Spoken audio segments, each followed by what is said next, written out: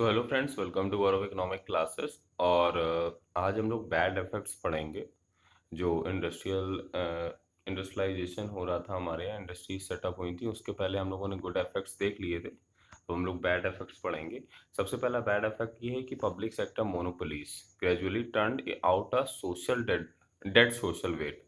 मतलब बोलने का मतलब यहाँ ये है कि जो पब्लिक सेक्टर की कंपनीज थी, मोनोपोलीज मतलब होता है जो पब्लिक सेक्टर। एक्चुअली में क्या था कि उस टाइम मैंने आपको बताया था कि जब हमारे यहाँ इंडस्ट्रियलाइजेशन हो रहा था 1947 से 1990 के बीच में, तो मेन एक्टिव रोल किसने प्ले करा था इंडस्ट्रीज को सेटअप करने में? गवर्नमेंट ने, क्योंकि प्राइवेट सेक्टर के पास उतनी कैपेबिलिटी थी नहीं। ठीक है, लैक ऑफ फंड्स थे, तो उस वजह से हमारा गवर्नमेंट ने पार्टिसिपेट करा था ग्रोथ प्रोसेस में। ग्रोथ प्रोसेस बोल दीजिए इंडस्ट्रियलाइजेशन में, इंडस्ट्रीज को इंडिया में सेटअप करने के लिए गवर्नमेंट ने पार्टिसिपेट करा था।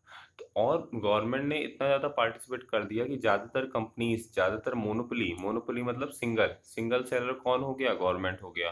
तो जो कुछ गवर्नमेंट की कंपनीज थी, जो कुछ गवर्नमेंट इंटरप्राइजेस थे, वो डेड सोशल वेट हो गए थे। डेड सोशल वेट मतलब होता है एक बर्डन हो गए थे गवर्नमेंट के लिए। एक क्या कहते हैं, वाइट एलिफेंट हो गए थे। वाइट एलिफेंट और बर्डन ऐसे हो गए थे क्योंकि इनमें बहुत ही ज़्यादा, जो कुछ गवर्नमेंट कंपनीज थी उसमें बहुत ही इनएफिशिएंसी थी, करप्शन हो रहा था, लीकेज हो रहा था, और pilferage emerge as the principal characteristics. इसमें काफ़ी ज़्यादा दिक्कतें हो रही थी, करप्शंस वगैरह काफ़ी ज़्यादा हो रहे थे। तो इतने ह्यूज लॉसेस की वजह से पब्लिक सेक्टर इंटरप्राइजेस इनएफिशिएंट, इतना ह्यूज लॉस हो रहा था। और जो पब्लिक सेक्टर इंटरप्राइजेस था, वो हमारी कंट्री के जो नेचुरल रिसोर्सेज होते हैं उनको इनएफिशिएंट यूज़ कर रहा था, अच्छे तरीके से यूज़ नहीं कर रहा था। तो एक तरीके से सोसाइटी के लिए भी बर्डन बन गए थे और गवर्नमेंट के लिए भी बर्डन हो गए थे। जैसे कि आज के टाइम एयर एयर इंडिया है, ठीक है? तो एयर इंडिया क्या हुआ, एयर इंडिया को चलाने के लिए गवर्नमेंट को लॉस बियर अप खुद करना पड़ता है। ठीक है, तो गवर्नमेंट उससे क्या करना चाह रही है? सेल करना चाह रही है। अब जब गवर्नमेंट अपनी एसेट्स को सेल करती है तो उसे हम क्या बोलते हैं? डिसइन्वेस्टमेंट। क्या बोलते हैं? डिसइन्वेस्टमेंट। याद रखिएगा, जब गवर्नमेंट अपनी एसेट्स को सेल करती है, जी, या जब गवर्नमेंट के पास पैसे की क्या होती, कमी होती, तो वो अपनी एसेट्स को सेल करती है। तो जैसे एयर इंडिया को उसने सेल करा, तो वो डिसइन्वेस्टमेंट का प्रोसेस होता है। डिसइन्वेस्टमेंट मतलब अपनी एसेट्स को सेल करना। Production of domestic industry stimulated its growth but it failed to achieve international standard of product quality. देखिए, उस टाइम हो क्या रहा था कि आपने डोमेस्टिक इंडस्ट्रीज को तो बचा लिया था भाई, फॉरेन कंपनी को आप आने नहीं दे रहे थे इंडिया। फॉरेन कंपनी को अब आने नहीं दे रहे थे इंडिया, और जो कोई फॉरेन से कुछ चीज़ें परचेज करेगा तो उसमें आप इंपोर्ट में टैक्स लगा रहे थे, टैरिफ वगैरह लगा रहे थे, टैक्स वगैरह लगा रहे थे। तो इससे क्या हो रहा था, आपने डोमेस्टिक इंडस्ट्री को तो बचा लिया था, बट जो हमारे डोमेस्टिक इंडस्ट्रीज जो प्रोडक्ट प्रोड्यूस कर रहे थे वो एक इंटरनेशनल स्टैंडर्ड का नहीं था। एक प्रोडक्ट उसमें क्वालिटी नहीं थी। जो बाहर के लोग प्रोड्यूस कर रहे थे उसमें क्वालिटी थी, और जो हमारे यहाँ जो प्रोड्यूस करा जा रहा था डोमेस्टिक इंडस्ट्रीज में, उसकी क्वालिटी नहीं थी। तो लैक, और उसका एक सबसे बड़ा रीज़न ये है कि भाई डोमेस्टिक इंडस्ट्रीज वालों को कोई कंपटीशन नहीं था। वो बेफिक्र थे कि भाई हमें बाहर से कोई कंपटीशन मिलना नहीं, क्योंकि गवर्नमेंट हमारे सपोर्ट में है। कि अच्छी बात है वो, कि गवर्नमेंट हमारे सपोर्ट में है कि बाहर से कोई भी कंपनी यहाँ इंडिया में सेटअप कर नहीं सकता, तो इंडिया के लोग कहाँ से खरीदेंगे? सिर्फ हम ही से खरीदेंगे।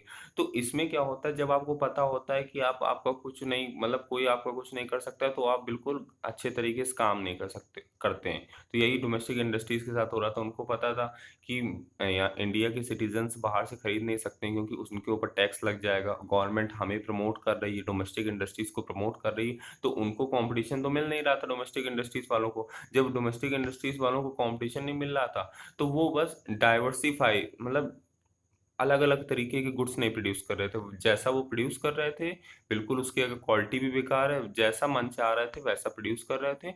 और उसकी वजह से हमारी एक प्रोडक्ट का स्टैंड क्वालिटी नहीं थी, और क्वालिटी नहीं थी जिसकी वजह से क्या कहते हैं कि वो एक बैड इफेक्ट के अंदर आ गया। ठीक है, एक बैड ही इफेक्ट है कि आप स्टैंडर्ड ऑफ लिविंग लोगों को नहीं इंक्रीज कर पा रहे हैं भाई। अपने हिसाब से आप प्रोड्यूस कर रहे हैं, क्योंकि आप जानते हैं कि आपका ही प्रोडक्ट खरीदा जाएगा, बाहर से कोई प्रोडक्ट नहीं मंगवाया जाएगा, क्योंकि गवर्नमेंट ने मना कर दिया था कि डोमेस्टिक इंडस्ट्रीज को प्रोग्रेस करना है, डोमेस्टिक इंडस्ट्रीज को बढ़ाना है, तो हमें बाहर से कोई प्रोडक्ट नहीं परचेज करना है। तो ये सब चीज़ें चल रही थी। तो कंपटीशन बहुत ज़्यादा ज़रूरी है। अगर इनको डोमेस्टिक इंडस्ट्रीज वालों को बाहर से कंपटीशन मिल रहा होता, तो ये तो बात है, कुछ तो बंद हो जाती। और कुछ और अच्छे तरीके से काम करती हैं, क्योंकि कंपटीशन जब मिलता है तो आदमी क्या करता है कि बहुत अच्छे से कॉम्पीट करता है, बहुत अच्छे से काम करता है कि हाँ, मैं अच्छे से काम करूँगा तो मेरी सेलिंग बढ़ेगी। तो इनके साथ ये ऐसा कुछ नहीं हो रहा था, इनको एक मोनोपोली कंट्रोल मिल गया था, तो ये जैसा मन हो रहा था वैसा काम कर रहे थे।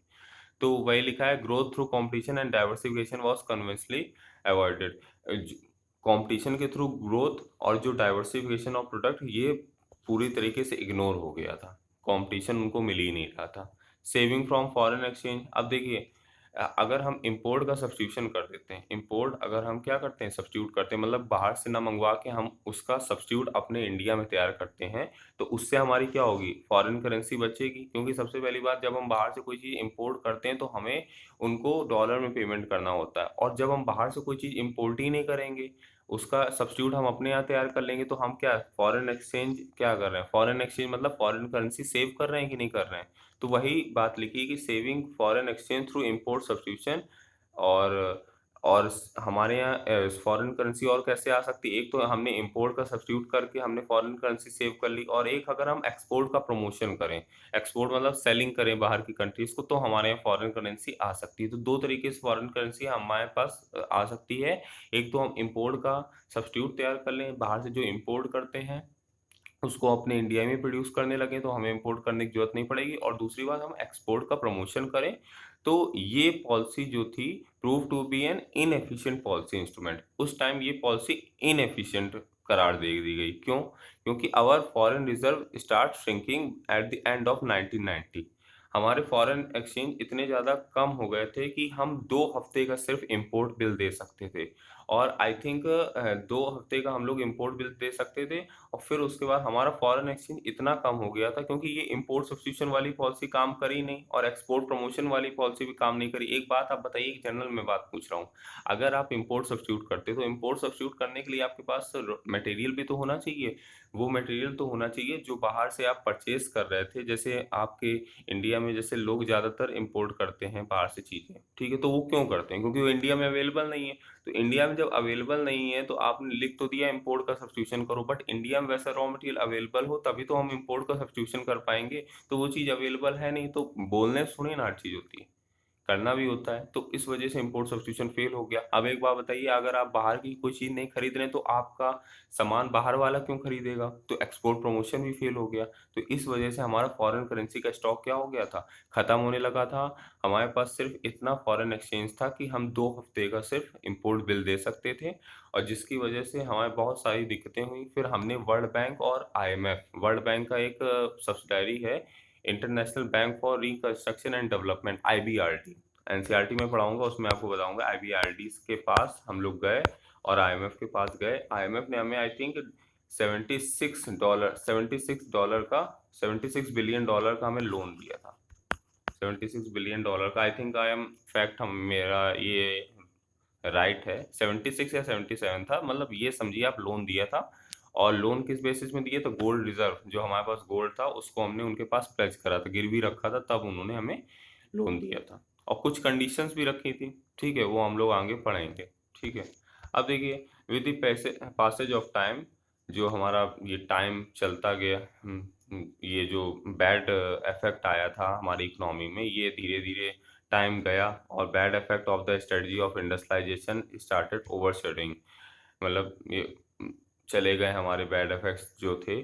और so much the government was compelled to visit the entire strategy of economic growth. तो गवर्नमेंट, ये बैड इफेक्ट कैसे गए? क्योंकि गवर्नमेंट फिर न्यू इकोनॉमिक पॉलिसी लाई।